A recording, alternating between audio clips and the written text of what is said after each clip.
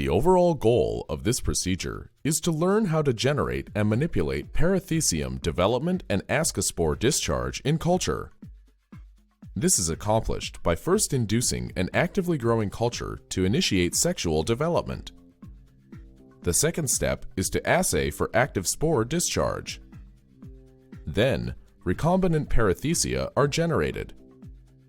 The final step is to evaluate the progeny for phenotypes that indicate whether or not recombination occurred.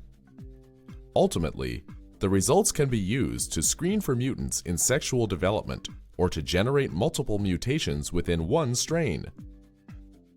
Visual demonstration of this method is critical as the steps are hard to describe, and although simple, they must be done precisely to obtain optimal spore discharge and consistent Parathecium production. Begin by center inoculating carrot agar in a 6 cm petri dish with a fertile strain of F. graminearum. Incubate the inoculated dishes under bright, standard commercial use fluorescent lighting at room temperature. Allow fungi to grow for 3 to 5 days until mycelium has reached the outer edge of the dish.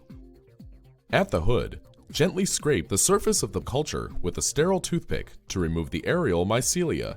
Then, apply 1 milliliter of surfactant to the agar and rub into surface with the bent or bulbous end of a sterile glass rod.